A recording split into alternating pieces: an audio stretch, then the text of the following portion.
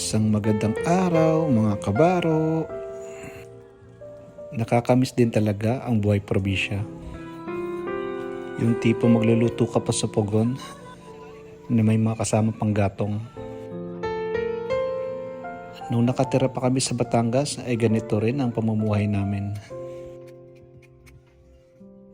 Pinoto yung dahon ng saging.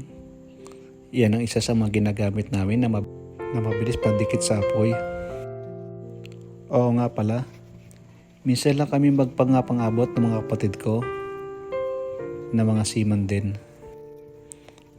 Kaya napag-usapan namin na pumunta sa kubo ng tatay at makapagluto ng bibe. Isang way din namin to para makapag-banding-banding.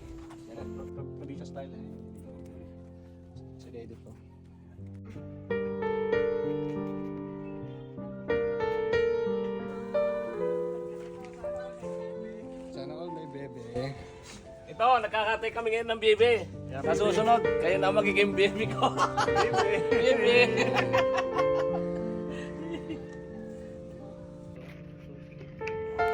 May mga kanya-kanya na rin kami bahay dito sa aming subdivision. Pero minsan, para mas hinahanap-hanap pa rin namin yung buhay probinsya. Kala ko na yamot. Nung ako sa bahay, itlog ang ako ng tantang. Nung magkatantang at bitaw dito, hindi naman itlog. Sige. At ayan nga pala ang tatay, halos araw-araw ay andito siya para ayusin ang kubo. Kami na rin tatlo naglinis at nagkatay nitong bibi. Habang ginagawa nga pala namin to ay halos di maubos-ubos ang aming kwentuhan at tawanan. Tari na, bibigyan namin.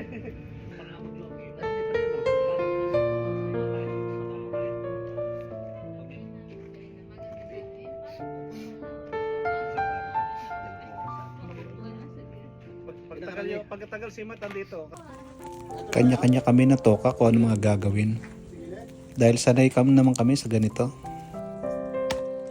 At ayan nga si Kuya Joel, siya nagtatadtad ng karne ng bibi. Madami rin ang kinalabasan dahil dalawa ang kinatay namin.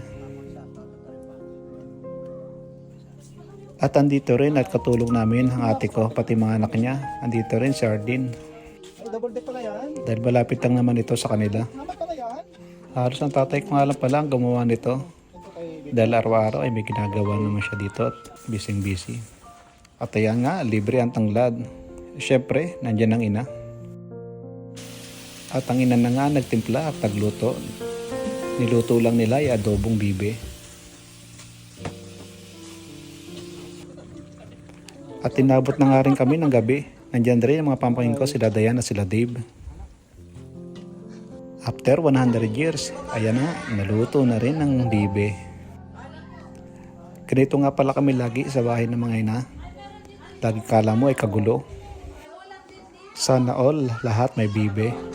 Buti na lang ako, may bebe. Iba pa din talaga ang saya na pamilya. Lalo na pagsama-sama.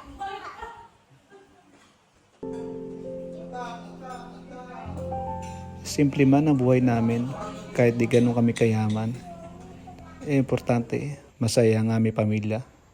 Salamat, yun lang.